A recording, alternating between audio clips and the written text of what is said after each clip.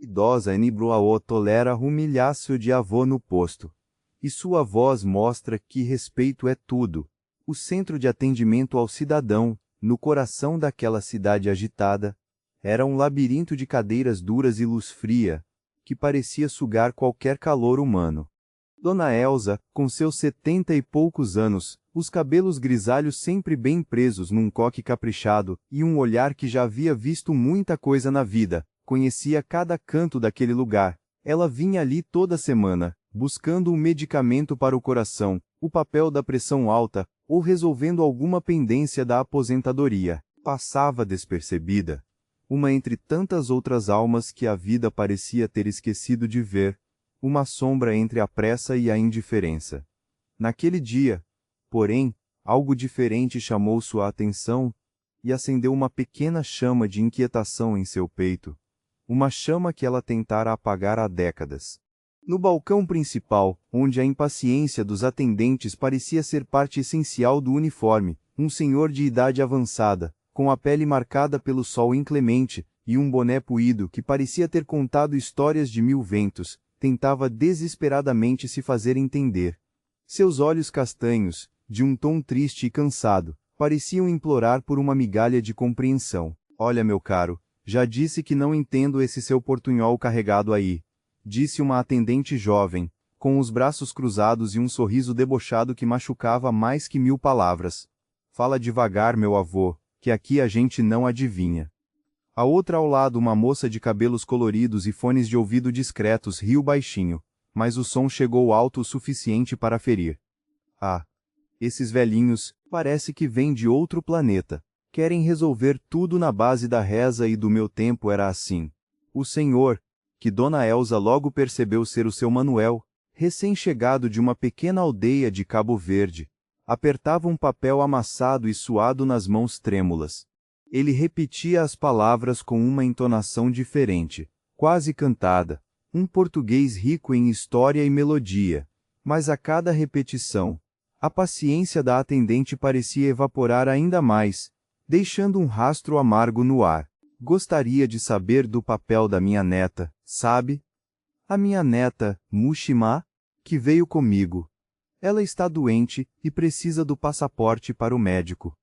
É urgente, é muito urgente. Dona Elsa sentiu um aperto doloroso no peito, uma pontada de reconhecimento que a levou de volta a tempos distantes. Ela conhecia aquele sotaque, aquela cadência peculiar, a beleza de termos antigos. Seus pais, imigrantes de Portugal, falavam com um acento parecido, cheios de termos antigos e gírias que só os mais velhos e os mais atentos compreendiam. Ela viu nos olhos de seu Manuel o mesmo desamparo que ela mesma sentiu quando, jovem e vinda do interior, chegou à cidade grande e ninguém entendia seu jeito simples de falar, suas expressões carregadas de terra e verdade.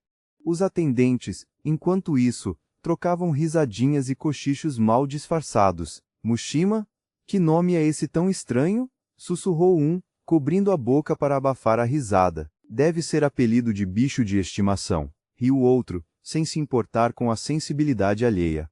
Seu Manuel empalideceu ainda mais, o rosto enrugado contorcido em dor e vergonha.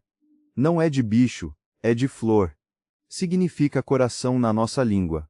Tentou explicar, a voz embargada pela emoção, e pela urgência que ninguém parecia notar. Minha neta Mushima está a arder em febre, muita febre. Eu preciso daquele papel para o hospital. É urgente, por favor. É uma emergência. A atendente revirou os olhos, um gesto ensaiado de enfado. Senhor, aqui é atendimento ao cidadão, não central de adivinhação ou consultório de psicólogo. O que o senhor quer? Um atestado. Um passaporte. Seja claro. Preciso de palavras que eu entenda, não de poesia cabo-verdiana. Seu Manuel estendeu o papel para ela, um documento cheio de selos e carimbos de Cabo Verde, obviamente importante, com um peso oficial que saltava aos olhos. Mas a jovem nem se deu ao trabalho de olhar, tratando-o como um panfleto inútil. Ai meu Deus, mais papelada estrangeira. Não entendo nada disso. Chama o supervisor, que eu não tenho paciência pra gente assim, que complica o que já é complicado. Dona Elsa sentiu o sangue ferver nas veias, uma indignação que a fez apertar os dedos contra a bengala. A humilhação que via naquele homem era palpável, cortava o ar, deixando uma marca invisível, mas profunda. Era a mesma humilhação que tantos idosos enfrentavam diariamente, a invisibilidade que se tornava desprezo disfarçado de impaciência, a arrogância da juventude que se achava no direito de diminuir quem vinha antes. O supervisor, um homem jovem e engravatado, com um semblante que tentava impor respeito, mas exalava apenas superioridade, chegou com ares de quem resolveria um grande problema.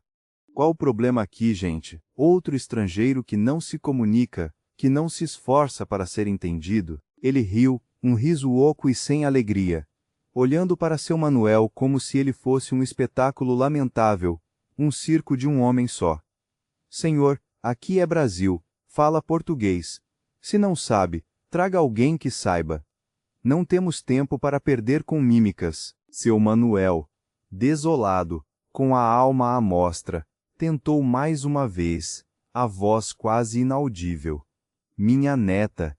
O médico. O papel. Ela está a arder em febre. A sofrer. Ele tocou o peito, os olhos marejados. A voz quase um sussurro de desespero. A humilhação era completa, pública, cruel.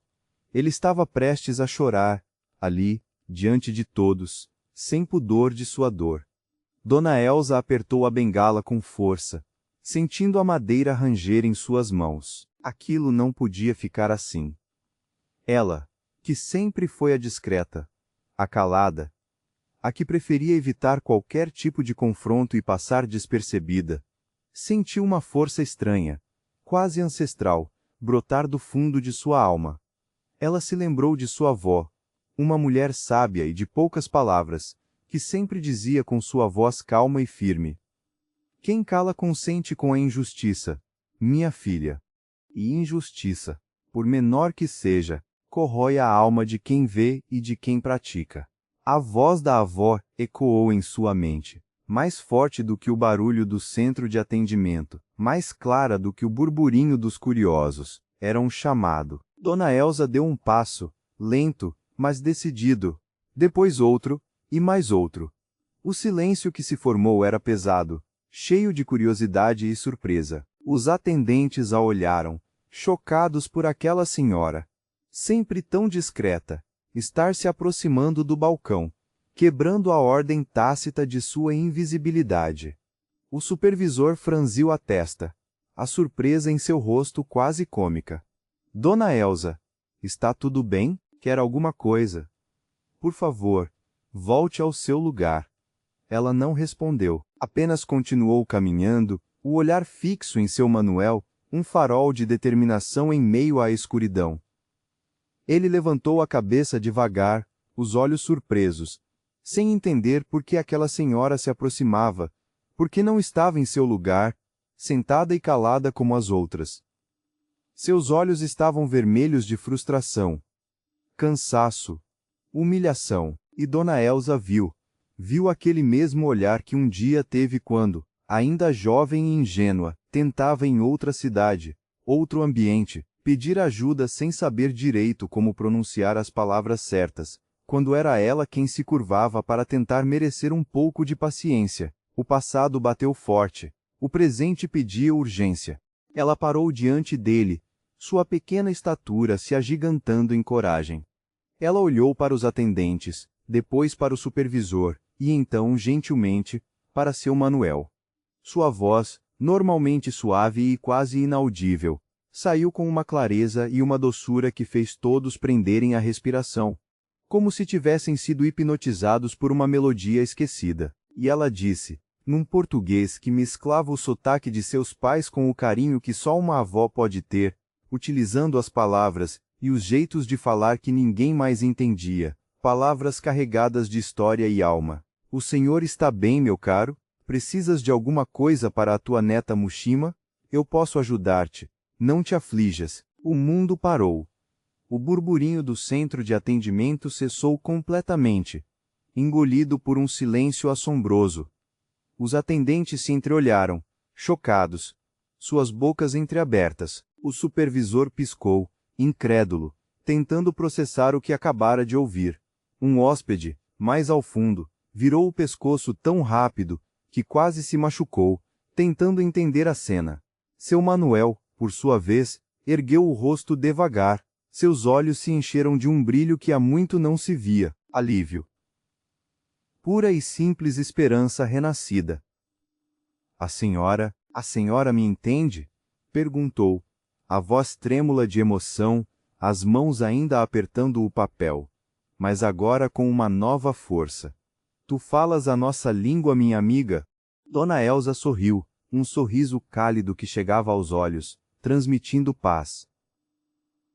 Sim, eu entendo, meu filho. Cresci com gente que fala como o senhor. Ouvia meus pais falarem assim todos os dias. Não se preocupe. Estou aqui para ajudar-te. O supervisor tentou retomar o controle, a voz embargada de surpresa. Dona Elsa, a senhora fala, esse sotaque. Como é possível? Ela o ignorou gentilmente, mas com firmeza, virando-se para seu Manuel. Conta-me tudo, meu caro. O que está a acontecer com a tua Mushima? O que precisas que eu diga a estas pessoas? Seu Manuel, com uma gratidão que transbordava em cada ruga de seu rosto, começou a explicar. Ele precisava de um papel de prova de morada, para que a neta, que viera morar com ele, pudesse ser atendida no hospital público. Sem esse passaporte, como ele chamava o documento de identidade, os médicos não podiam fazer o tratamento completo. A febre da pequena Mushima estava piorando a cada hora, e a cada minuto que passava, o medo de seu Manuel crescia. Dona Elsa traduziu tudo, palavra por palavra, com clareza impecável e uma paciência que parecia infinita, usando o vocabulário formal quando necessário, mas preservando a dignidade, a alma e a urgência da mensagem de seu Manuel. O supervisor, pálido e visivelmente constrangido, ouvia cada sílaba. Documento de moradia. Mas por que não disseram isso antes, senhor Manuel? Perguntou ele, o tom agora respeitoso, mas carregado de autocrítica. Ele tentou, senhor, respondeu Dona Elsa, a voz firme, mas sem acusação. Mas ninguém fez o esforço de escutar. De verdade, ninguém olhou para além do sotaque. A situação foi resolvida em minutos. O documento foi providenciado com urgência, o atendimento hospitalar agilizado. Seu Manuel, com os olhos ainda marejados, segurava as mãos de Dona Elsa, fazendo uma reverência humilde e sincera, típica de seu povo, um gesto de profundo agradecimento. Deus a abençoe, minha filha. A senhora é um anjo enviado do céu, um farol na escuridão. Dona Elsa sentiu o calor daquelas mãos enrugadas, o peso da gratidão. Ela não se sentia um anjo, mas sentia que tinha feito a coisa certa, a única coisa que poderia ter feito. O supervisor, profundamente envergonhado e humilhado por sua própria arrogância, aproximou-se dela. Dona Elsa, eu peço desculpas, sinceras desculpas, pelo nosso comportamento, pela nossa completa falta de humanidade. Nunca imaginei que a senhora, que tivesse essa sensibilidade e essa habilidade. Ele olhou para os atendentes, que estavam cabisbaixos, com o rosto corado de vergonha. Vamos todos repensar a forma como tratamos as pessoas aqui, principalmente os mais velhos, os que vêm de longe, os que têm dificuldade em se expressar. A lição de hoje foi para todos nós. Nos dias que se seguiram, Dona Elsa continuou com sua rotina no centro de atendimento, buscando seus remédios e cuidando de suas coisas, mas algo havia mudado drasticamente. Os atendentes a cumprimentavam com respeito, um sorriso genuíno substituindo o antigo desdém. O supervisor a chamava para pedir conselhos sobre como lidar com outros idosos que chegavam com dificuldades de comunicação. Ela, que antes passava despercebida, uma figura quase invisível na multidão, agora era vista, ouvida, valorizada. Seus passos eram os mesmos, seu coque continuava impecável, mas a forma como as pessoas a olhavam, a forma como ouviam quando ela falava, era completamente diferente.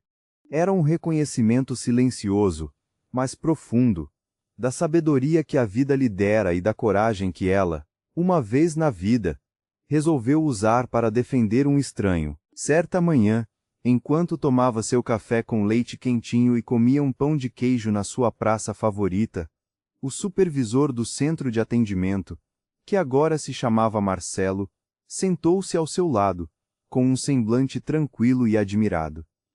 Dona Elsa, disse ele, com um brilho nos olhos, o senhor Manuel veio hoje. A neta dele, Mushima, está muito melhor, graças à sua ajuda. Ele pediu para agradecer à senhora de novo, do fundo do coração, e me disse uma coisa que me fez pensar profundamente. O mundo precisa de mais pessoas que vejam o coração, não só as palavras. Ele falou de si, mas falava também da senhora. Dona Elsa sorriu, com a xícara fumegante de café nas mãos enrugadas.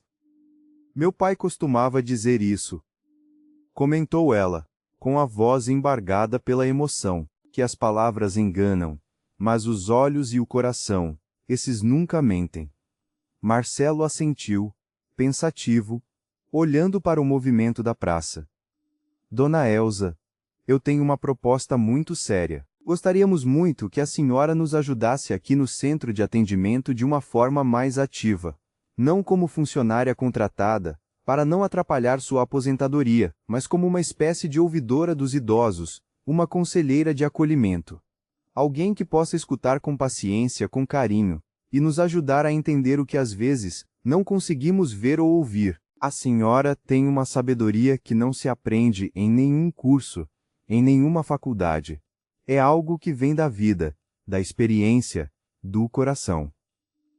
Dona Elsa sentiu um calor reconfortante no peito, uma mistura de surpresa e gratidão. Aposentada, sim, e achando que sua utilidade na vida havia diminuído, nunca imaginou que ainda haveria um lugar onde sua voz, sua experiência e sua humanidade seriam tão valorizadas.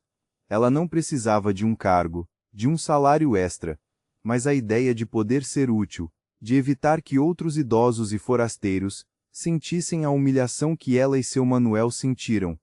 Aquilo era um presente inestimável. Ela aceitou.